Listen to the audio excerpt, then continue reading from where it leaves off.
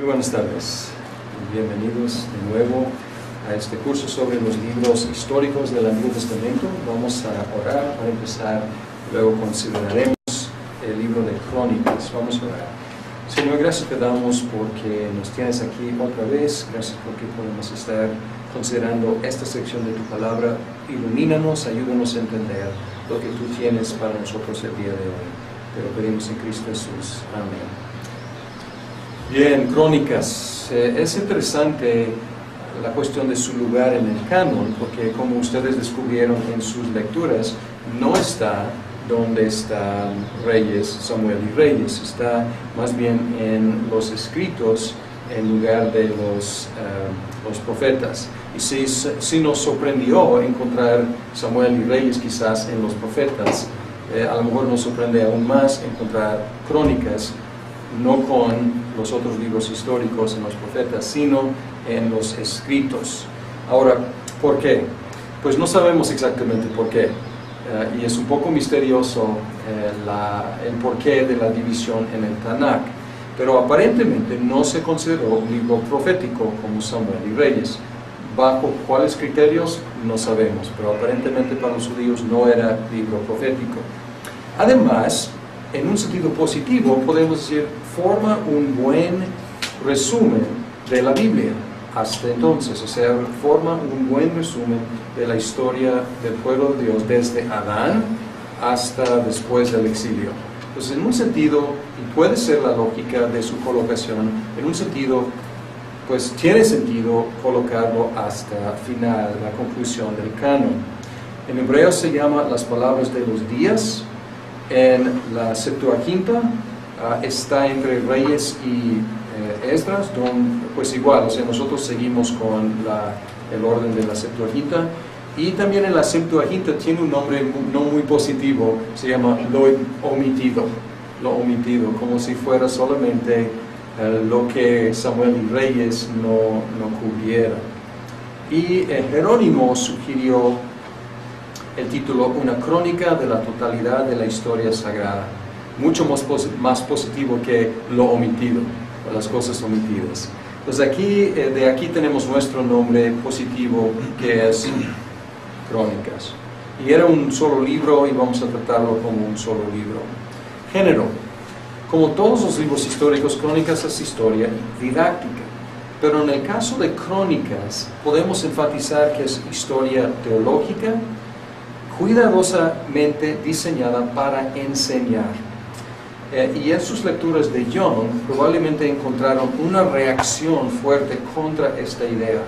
Young rechazó la idea de que tiene un propósito apologético, porque él consideraba que si admitiéramos que tiene una perspectiva o un propósito apologético teológico, esto como atenta contra su veracidad, su neutralidad, su historicidad. Y tenemos que recordar que Young vivía en el tiempo, podemos decir, de la patada del ahogado del modernismo. Y el modernismo tenía un mito de neutralidad. Era algo que, la idea de que pues uno puede tomar una postura neutral, y es una postura objetiva, y pues Young era de esa época. No digo que él compartía de esa idea necesariamente, no compartía de esa idea, sin embargo, era el contexto en el cual él tenía que hacer su defensa de la veracidad de la Biblia. Is it okay still? I'm sorry. Sí, que está... That's good. Ok, gracias. Sí, está bien. Entonces, en el día de Young, el decir que un libro histórico era apologético o teológico igualaba el decir que distorsionaba o manipulaba la historia. Entonces, por eso Young, probablemente por eso él rechazaba esa idea. Dillard y Longman, pues más modernos, más después de la caída del modernismo, más de la época postmoderna, en la cual se reconoce que cada uno tiene su perspectiva. Y esta perspectiva, en un postmodernismo radical, combativo, cada uno está en guerra contra el resto del mundo, o sea, es tribu contra tribu. Sin embargo, una perspectiva más moderada, postmoderna, puede decir, cada uno tiene su perspectiva y esto tenemos que admitir, pero esto no niega la historicidad o no niega la veracidad de lo que uno está afirmando. Por eso Dillard y Longman reconocieron y hasta podemos decir celebraron que Crónicas y todos los libros de la Biblia, pero sobre todo Crónicas, no sobre todo, pero más que otros, tenían sus propósitos didácticos, sus perspectivas teológicas, sin negar su veracidad. Young tenía que defender Crónicas contra el ataque de los críticos que era, no, pues es una manipulación de la historia, nada que ver con lo que pasó. Entonces era la perspectiva. Ahora estamos en libertad de decir, tiene su perspectiva y qué bueno, y vamos a entenderlo mejor cuando entendemos su perspectiva. Y es nuestra meta. Bien. Autor y fecha. El Talmud Baba Batra dijo que Esdras escribió Crónicas. Algo que no se puede verificar, pero es posible, es posible. Como termina con el edicto de Ciro, no pudo haberse escrito antes de 539 a.C. Entonces tenemos una fecha, la fecha más temprana sería pues después del edicto de Ciro. Young sugirió 450 a 425 por este rango. Harrison, él dijo 400 o un poco después posiblemente. Dillard y Longman, más general, ellos dijeron antes de 300. O sea, ellos no querían comprometerse con ninguna fecha más exacta. Y las fechas tempranas, como de Young y de Harrison, permitirían la autoría de Esdras. O sea, no sabemos, pero no está fuera de posibilidad. Composición. Desde mediados del siglo XIX, los eruditos identificaron un solo autor de Crónicas, Esdras y Nehemías. Esto era la teoría, pues si todos, no todos, pero muchos lo aceptaban. Ahora esta teoría ha caído de su popularidad por diferencias que encuentran entre Crónicas y Esdras, Nehemías. Entonces no es tan popular esta idea de su composición.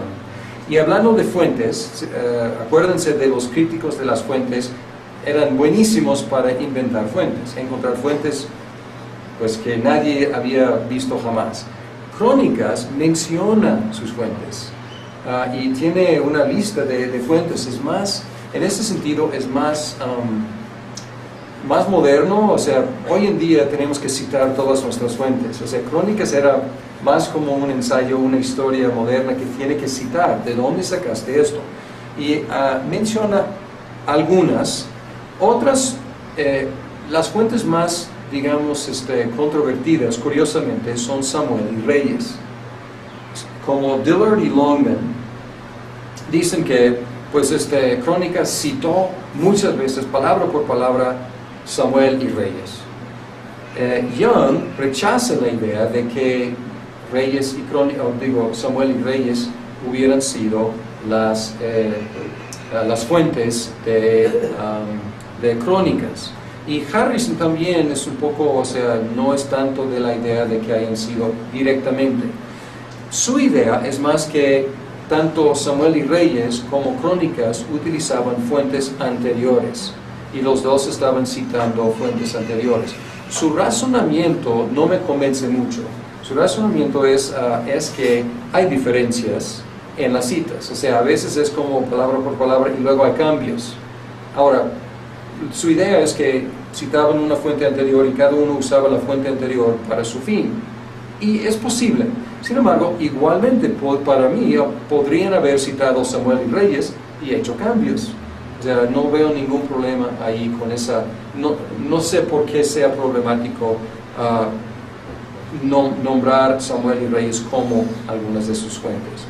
Pero otras fuentes que sí mencionan: Crónicas del vidente Samuel, Crónicas del profeta Natán, Crónicas del vidente Gad, las Crónicas del profeta Semaías y del vidente Idó, el comentario del profeta Idó, el libro de los reyes de Israel, la visión del profeta Isaías, hijo de Amós, y el libro de los reyes de Judá e Israel. Y algunos piensan que algunos de estos pueden referirse a Reyes y Samuel. O sea, y puede haber también puede haber también traslape entre algunos de estos. Por ejemplo, es diferente el comentario del profeta Iddo y las crónicas del profeta o del vidente Iddo, no sabemos. O sea, puede ser dos diferentes obras de Iddo, pero pues aquí bastante larga la lista de las fuentes. Entonces, decir que crónicas no tienen ningún valor histórico, como los críticos antes decían, o sea, él es el más cuidadoso de todos de decir dónde sacó su información. Entonces, la verdad es irresponsable tacharlo como inventor de esto, porque está citando sus fuentes cuidadosamente. La estructura de crónicas, las genealogías, primero de Crónicas 1 a 9, el Reino Unido, primero de Crónicas 10 a segundo de Crónicas 9, y luego el Reino Dividido, segundo de Crónicas 10 a 36. Pues una estructura bastante sencilla. Y vamos a hablar de estas tres secciones. Primero, las genealogías. Algo que para nosotros es bastante difícil leer. Nos cuesta mucho trabajo. En nuestros intentos de leer el Antiguo Testamento, pues llegamos a Crónicas y la verdad es difícil. No sé si haya sido difícil para los lectores, pues al principio, los originales, pero habrían sido muy interesantes y muy importantes, y vamos a ver por qué. La generación post-exílica. Entonces estamos hablando de, o sea, todas las fechas que reconocemos como posibles son post-exílicas, necesariamente, porque empieza con el edicto de Ciro de que regresaran los judíos de Babilonia a Jerusalén. Entonces la generación post-exílica había sido separada de sus raíces históricas y geográficas. Entonces estaban ya aislados de todo lo que significaba ser pueblo de Dios, Israel, Judá, pues de la tierra prometida, entonces separadísimos. Entonces las genealogías hicieron la conexión entre el pueblo desde la creación hasta el exilio y el pueblo después del exilio. Entonces sirvieron un propósito importante para el pueblo de Dios, diciendo pues ¿dónde estamos? ¿Por qué estamos aquí? ¿Y cuál es nuestra conexión con el pasado? Y también demostraron la preocupación de Dios por su pueblo a lo largo de su historia, desde Adán hasta la fecha. Entonces es la historia más extensa en todo el Antiguo Testamento, desde Adán hasta la fecha. Cosa que también hace Lucas en su genealogía. Él empieza también con Adán. Pues él da en un sentido, por medio de su genealogía, una liga desde pues, el día de Jesús hasta Adán. Entonces extensísimo, se completa la historia. También estos sirvieron un propósito práctico. Van a ir a regresar a la tierra prometida. Quieren reconstruir el templo, quieren tener gobernadores, quieren tener sacerdotes, cada uno va a querer heredar tierra, terreno, y ¿cómo van a saber quiénes son legítimos, quiénes pueden ser sacerdotes, quiénes no pueden ser, quiénes podrían ser, si algún día haya reyes otra vez, quiénes son del linaje de David, quiénes pueden heredar este terreno o ese terreno, o sea, a quién le pertenece? Entonces sirvieron un propósito práctico, civil, religioso también. Entonces muy prácticas, además de hacer la liga que la gente necesitaba. Ahora, el Reino Unido. Lo más interesante, quizás, del Reino Unido es lo que se omite. Por eso el título en la Septuaginta, lo omitido. Pero lo omitido, el título se refiere a lo que es incluido en Crónicas, que fue omitido de Reyes y Samuel. Pero lo interesante para nosotros es lo omitido en Crónicas, que está en Samuel y Reyes. Y esto es de mucha importancia y mucho interés. Omitió las manchas en las reputaciones de David y Salomón. Salen ahí casi intachables, con una excepción que vamos a mencionar después. Se omite la competencia entre David y Saúl. Saúl se despacha en un capítulo. Y todo lo que Samuel y Reyes de la competencia entre David y Saúl, o sea, nada de eso. Y luego la competencia entre David y Isboset, el hijo de Saúl, ¿se acuerdan? Durante 7 años había 2 reinos, pues David en Hebrón, Isboset en el Transjordán, nada de eso. Es una transición completamente suave, limpia entre Saúl y David en Crónicas. El pecado con Betsabé y contra Urías, nada, no se menciona. La violación de Tamar por Amnón, nada. Las rebeliones de Absalón y Adonías, no se menciona. La maldición de Simí sobre David, nada. La transición fea entre David y Salomón en Reyes, ¿qué pasa? David es anciano, pues no ha dado instrucciones claras para la transición, quién le va a seguir, y Betsabé llega y dice, pues David, pues tú mencionaste que Salomón, nuestro hijo, iba a seguir, y es como David dice, sí, está bien, o sea, es Salomón, pero ya hay otro hijo, Adonías, que ya se ha declarado rey, entonces es bastante feo. Y luego, después de esta transición fea, Salomón se venga de sus enemigos en Reyes. Aquí nada, una transición completamente suave y limpia, nada de la idolatría de Salomón. Y la culpa de Salomón en el cisma entre Judá e Israel se traspasa a Rehoboam. Y en Reyes los dos tienen la culpa, pero aquí pues nada, o sea, es pura tontería de Rehoboam. Ahora, el cronista también enfatizó el esplendor de los reinos de David y Salomón. No solamente los blanqueó, quitando todas sus manchas, o casi todas, sino también enfatizó, y algunos dirían exageró, pero como una técnica literaria, no para distorsionar la cosa, o sea, sobreenfatizando su gloria. La promesa de Dios a David guía la narrativa, pues esto es de suma importancia, en Reyes también, pero aquí pues quizás hasta más. Y todo lo que estos reyes hacían prosperaba, todo lo que David tocaba, todo lo que Salomón tocaba, todo prosperaba. Young menciona un problema en Crónicas, es la cuestión de los números, porque si comparamos los números en Reyes y Crónicas, no coinciden. Algunos sí, pero no todos. Y por lo general los números de Crónicas son más altos. A veces son más bajos, pero muchas veces son más altos. Es una dificultad que Young ha examinado brevemente, y hay diferentes ideas, o sea, diferentes problemas con la transmisión del texto, o diferentes problemas con los sistemas de enumerar. A veces usaban letras y a veces los escribas no entendían su uso de letras porque no tenían numerales como nosotros tenemos. Entonces era más como el sistema romano, o sea, usando letras para indicar números, que es mucho más complicado y más fácil de cometer errores en la transmisión. Entonces puede haber eso, pero al mismo tiempo, si son correctos, y si son correctos y elevados, podemos tomarlos como una técnica literaria, algo abierto, no tratando de distorsionar la verdad, sino usando números exagerados para enfatizar la gloria de David y Salomón. Nosotros hacemos lo mismo y nadie nos tacha de mentirosos. Fui al centro y encontré ahí millones de personas. Ahora, ¿qué quiero decir? Pues montón de personas, muchas personas, nadie me va a decir mentiroso.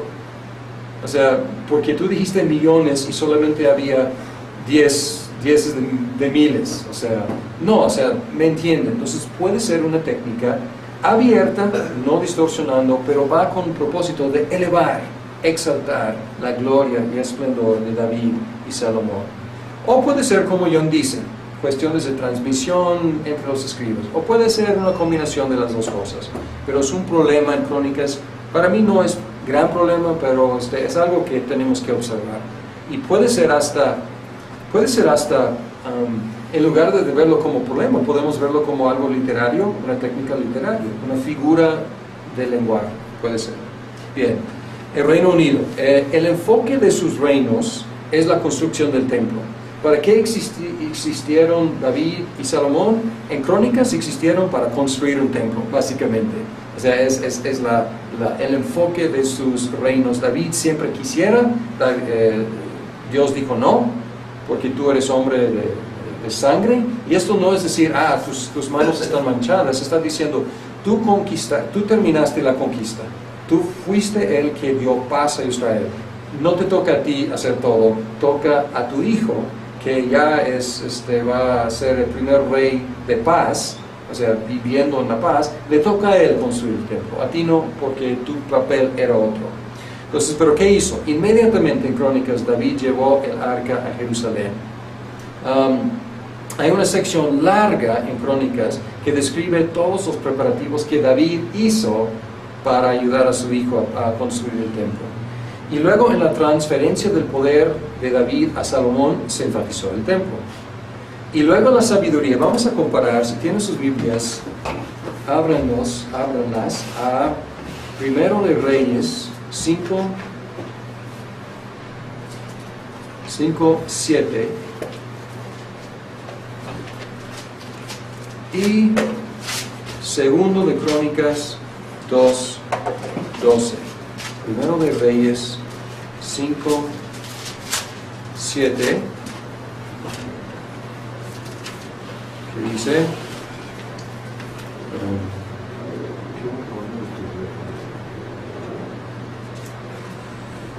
dice, cuando Hiram oyó el mensaje de Salomón, se alegró mucho y dijo, alabado sea hoy el Señor, porque le ha dado a David un hijo sabio para gobernar a esta gran nación. Ahora, alabó a Dios por la sabiduría de Salomón para hacer ¿qué? ¿Era sabio para qué? Gobernar la nación. Ok, ahora vamos a Crónicas, Segundo de Crónicas 2:12. Y aquí dice, Hiram está hablando y dice, alabado sea el Señor, Dios de Israel, que hizo el cielo y la tierra, porque le ha dado al rey David un hijo sabio, dotado de sabiduría e inteligencia, el cual construirá un palacio real y un templo para el Señor.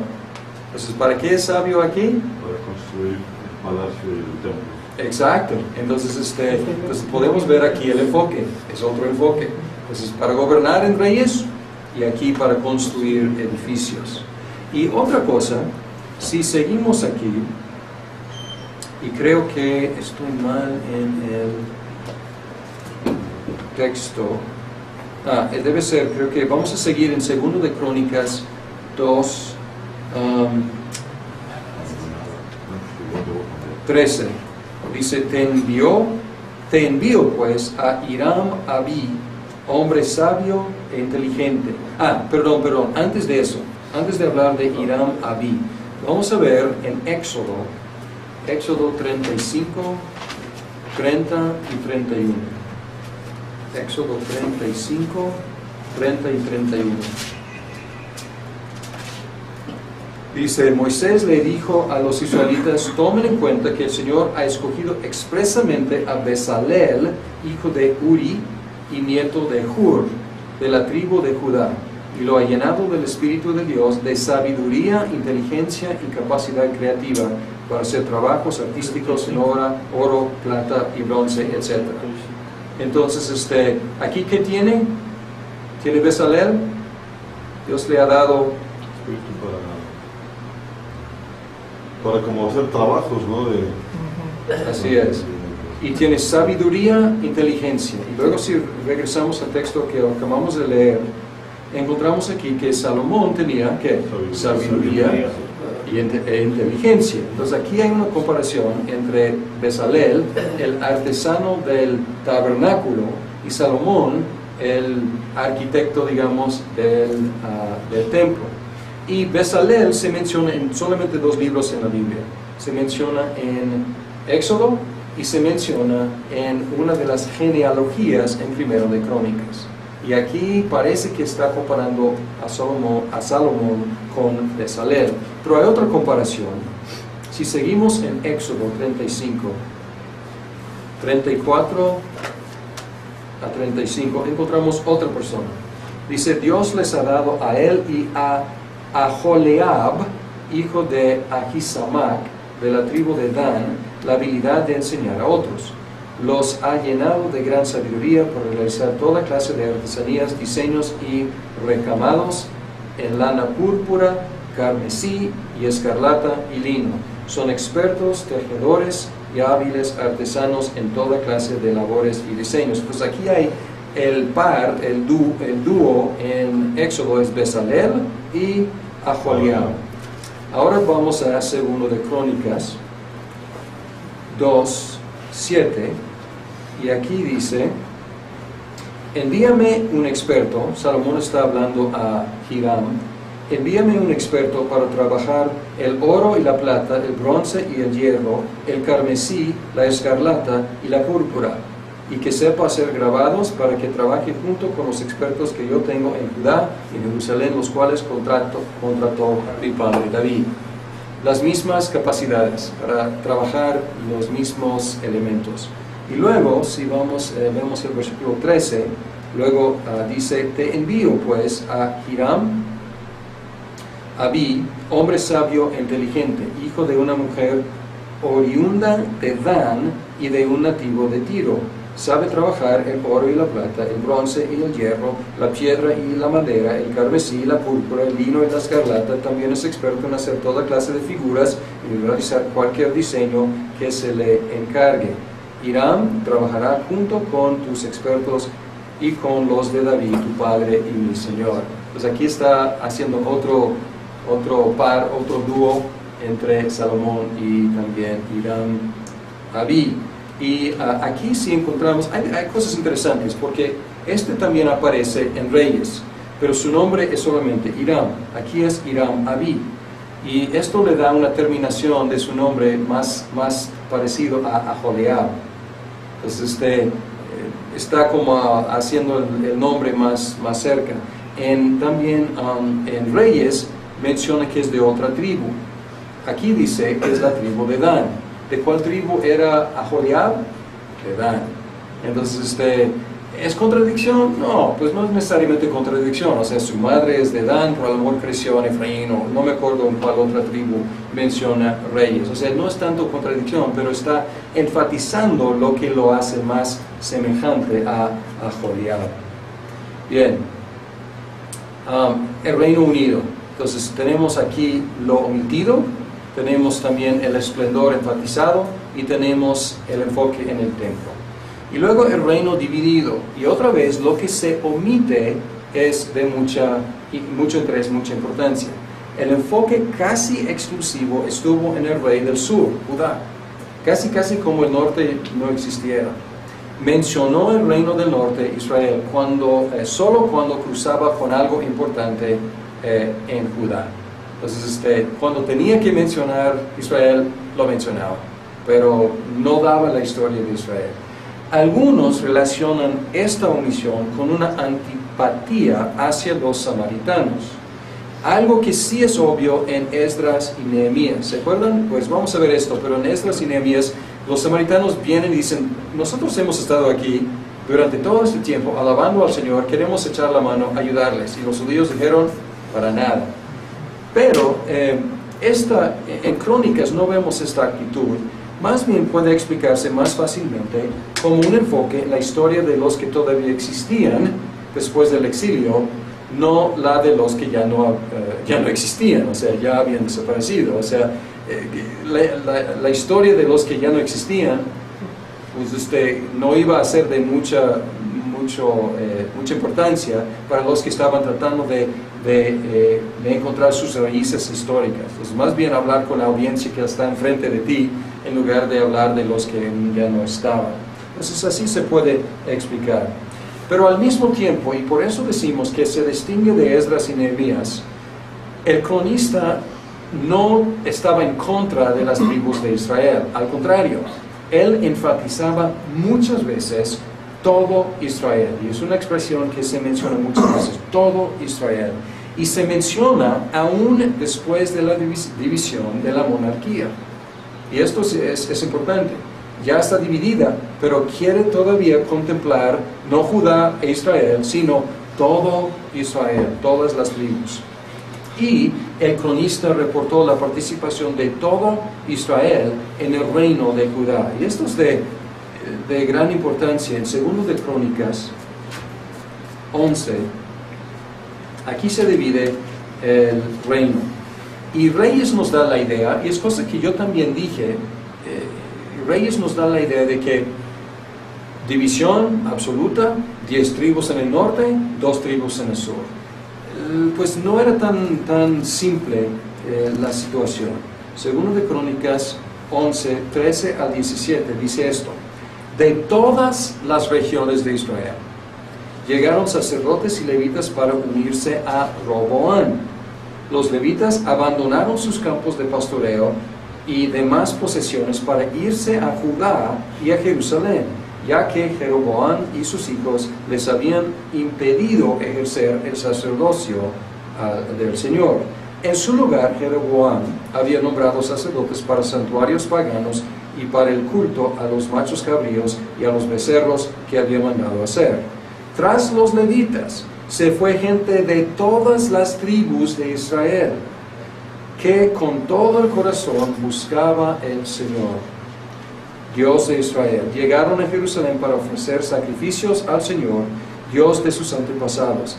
Así consolidaron el reino de Judá y durante 3 años apoyaron a Rehoboam, hijo de Salomón, y siguieron el buen ejemplo de David y Salomón. Entonces aquí nos da otro panorama de lo que había pasado. Una división sí, pero todos los que realmente buscaban al Señor emigraban de Israel para llegar a Judá. Entonces tenemos las 10 tribus participando en la vida de todo Israel en el sur. Entonces no es exactamente correcto decir que desaparecieron las 10 tribus, más bien se absorbieron algunos, los remanentes de las 10 tribus en el reino del sur. Y en ese sentido, todo Israel seguía existiendo. Otra cosa, el cronista reportó los esfuerzos de los reyes de Judá de incluir a todo Israel. Lejos de rechazar a sus hermanos norteños, querían incluirlos. Si ven 2 de Crónicas 19:4, dice: Josafat se estableció en Jerusalén, pero volvió a visitar al pueblo desde Beerseba hasta los montes de Efraín. Okay, este territorio no es de Judá, es territorio en el norte de Israel, para hacerlo volver al Señor Dios de sus antepasados. Y luego también 30, 1 al 5, tenemos algo semejante. Dice: Ezequías escribió cartas a todo Israel y Judá, incluyendo a las tribus de Efraín y Manasés, y se las envió para que acudieran al templo del Señor en Jerusalén a celebrar la Pascua del Señor, Dios de Israel. El rey, los jefes y toda la asamblea habían decidido celebrar la Pascua en el mes segundo. No pudieron hacerlo en la fecha correspondiente porque muchos de los sacerdotes aún no se habían purificado y el pueblo no se había reunido en Jerusalén. Como la propuesta les agradó al rey y a la asamblea, acordaron pregonar por todo Israel desde Dan hasta Beerseba. Dan es el punto en el norte donde Jeroboam instaló uno de sus becerros de oro. Entonces es una invitación a todo Israel, que todos debían acudir a Jerusalén para celebrar la Pascua del Señor, Dios de Israel, pues muchos no la celebraban como está prescrito. Y luego tenemos algo que también está en Reyes. Tenemos las acciones de Josías, que cuando pues el norte ya conquistado por Asiria, y aquí a Josías, él destruyó el ídolo ahí en el sur de Israel. Dice 34, 6 y 7: Lo mismo hizo en las ciudades de Manasés, Efraín, Simeón y Neftalí y en sus alrededores. En toda la región de Israel destruyó los altares, redujo al polvo los ídolos y las imágenes de la diosa Aserá y derribó los altares para quemar incienso. Luego regresó a Jerusalén. Entonces Josías se conoce en Reyes principalmente por ser reformador en Judá. Pero aquí dice que él viajó pues a todo Israel para hacer reformación y quitar los lugares altos. Entonces es una perspectiva pues diferente que Reyes, que incluye todo Israel en Judá.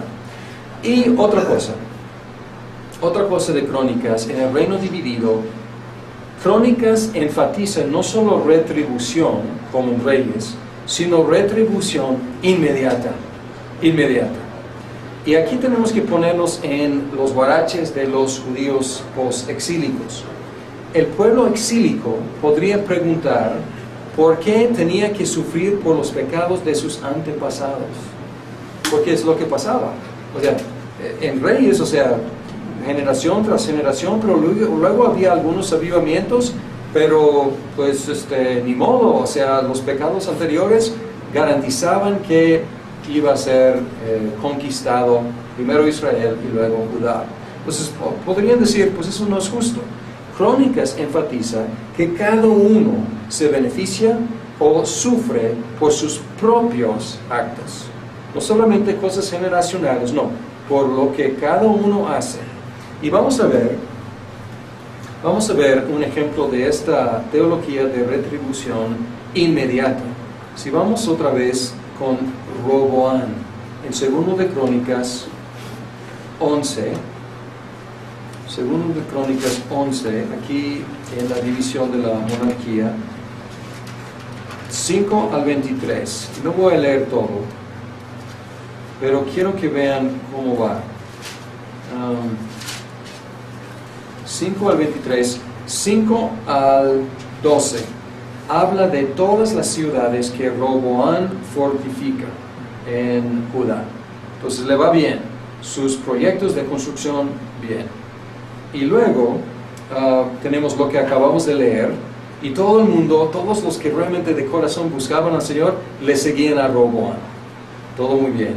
Y luego, en los versículos 18 al 23, habla de todas las esposas y todos los hijos de Roboán. También una gran bendición. Entonces, desde 5 hasta 23, bendición tras bendición. ¿Y por qué? Si ven el versículo 17, ahí está la explicación. Así consolidaron el reino de Judá y durante 3 años apoyaron a Roboán, hijo de Salomón, y siguieron el buen ejemplo de David y Salomón. ¿Cómo va? Roboán está caminando en los caminos de David y Salomón. Otro detalle, en Reyes, los reyes que iban bien seguían en los caminos de ¿quién? De David, solo David. Pero aquí siguen en los caminos de David y Salomón, porque son los ejemplos, los dos.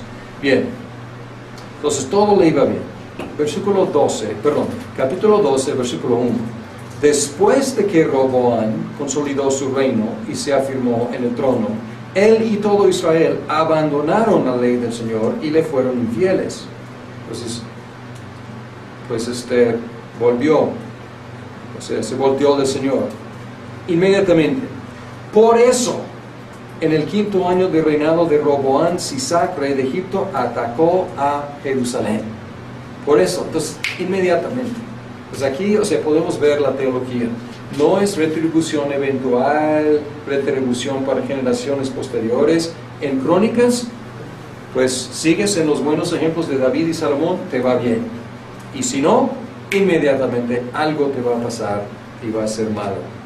Y luego, si seguimos, hay una reprensión en el versículo 5 y dice: el profeta, como ustedes me abandonaron, ahora yo también los abandono, hablando Dios, para que caigan en manos de Sisac. Y luego tenemos otro contraste, versículo 6. Los jefes israelitas y el rey confesaron su humildad, el rey es justo. Y luego dice: cuando el Señor vio que se habían humillado, les habló nuevamente a Semaías y le dijo: puesto que han mostrado humildad, ya no voy a destruirlos.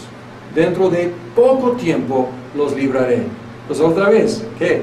Arrepentimiento, ¿qué va a traer? Inmediatamente, bendición. Entonces podemos ver aquí retribución, no solamente en general, pero inmediata y muy específica.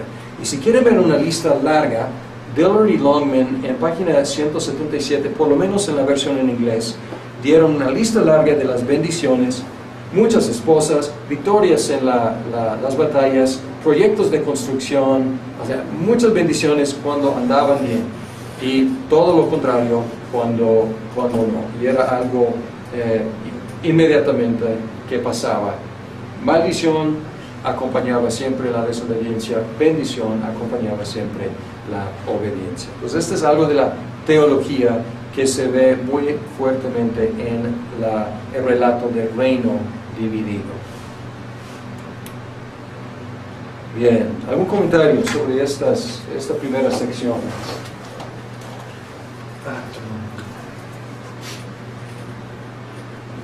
Yo tengo una duda. Sí.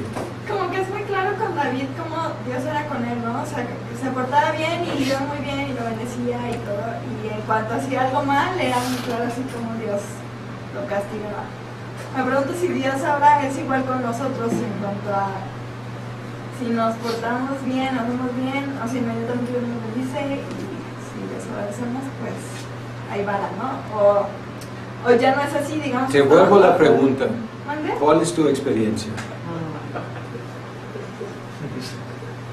Vamos a hablar de esto después, en la segunda hora, pero quiero ver cuál es tu experiencia y qué has visto en el pueblo de Dios. ¿Retribución inmediata? Es que muchas veces no, o sea, entonces digo, a lo mejor no sé si están bajo la gracia, a lo mejor Dios no es tan severo, no sé, no entiendo muy bien cómo funciona. Pero no siempre, ¿no? O sea, a veces la riegas o haces algo mal y a veces dices, hijo, a ver si no, Dios me queda vara y no pasa nada. Entonces, no sé. Ok, muy bien. Entonces tu observación es que no es así hoy en día. Vamos a hablar de esto en la segunda hora, pero es muy buena pregunta. ¿Algo ha cambiado? ¿Por qué no es así ahora? Y entonces así era. Pero ni Reyes enfatizaba eso tanto. O sea, Crónicas quiere enfatizarlo y vamos a ver en la segunda hora exactamente para qué quería enfatizar ese aspecto que era, pues, que complementaba en la perspectiva de Reyes. Pero como dices, nuestra experiencia no es exactamente así. Y espero que veamos por qué en la segunda hora. Ahí, como muchas veces vemos que hay pecados que tienen una consecuencia directa, inmediata, o sea, eso sí podemos verlo, pero digamos, quizá el Antiguo Testamento siempre prefigurando, yo creo que ahora el tema de más pospuesto, más bien tiene que ver con el perdón en Cristo. Yo lo veo un poco más, es decir, en la cruz Cristo nos perdona y nosotros pues con nuestro corazón seguimos pecando, pero Cristo nos perdonó y en la misericordia de Dios no pospone el castigo, sino nos promete una salvación. Entonces por eso a lo mejor no notamos, decimos pequé, pero hay que ver la misericordia de Dios, aunque insisto, hay pecados cuya consecuencia es inmediata. O sea, vamos, fallamos y ¡pum!, viene el castigo y pues ahí está la mano de Dios en su justicia y por otro lado derramada en Cristo, ¿no? Entonces es una buena pregunta, ¿no? Pensar cómo está la cosa ahora, ¿no? Sí. O sea, en Cristo ya nos perdonó, pero ¿qué de los pecados, no? Así es. Y es parte de la respuesta que vamos a ver en la segunda hora, que la cruz de Cristo ha cambiado radicalmente nuestra situación. Probablemente encontraron una reacción fuerte contra esta idea. John rechazó la idea de que tienen un propósito apologético, porque él consideraba que si admitiéramos que tiene una perspectiva o un propósito apologético teológico, esto como atenta contra su veracidad, su neutralidad, su historicidad. Y tenemos que recordar que Young vivía en el tiempo, podemos decir, de de la patada del ahogado del modernismo. Y el modernismo tenía un mito de neutralidad. Era algo que, la idea de que pues uno puede tomar una postura neutral y es una postura objetiva, y pues Jung era de esa época. No digo que él compartía de esa idea necesariamente, no compartía de esa idea, sin embargo era el contexto en el cual él tenía que hacer su deber. En la Septuaginta está entre Reyes y Esdras, donde pues igual, o sea, nosotros seguimos con el orden de la Septuaginta. Y también en la Septuaginta tiene un nombre no muy positivo, se llama lo omitido, como si fuera solamente lo que Samuel y Reyes no cubrieran. Y Jerónimo sugirió el título Una crónica de la totalidad de la historia sagrada, mucho más positivo que lo omitido, o las cosas omitidas. Entonces de aquí tenemos nuestro nombre positivo, que es Crónicas. Y era un solo libro y vamos a tratarlo como un solo libro. Género. Como todos los libros históricos, Crónicas es historia didáctica. Pero en el caso de Crónicas, podemos enfatizar que es historia teológica, cuidadosamente diseñada para enseñar. Y en sus lecturas de Jung,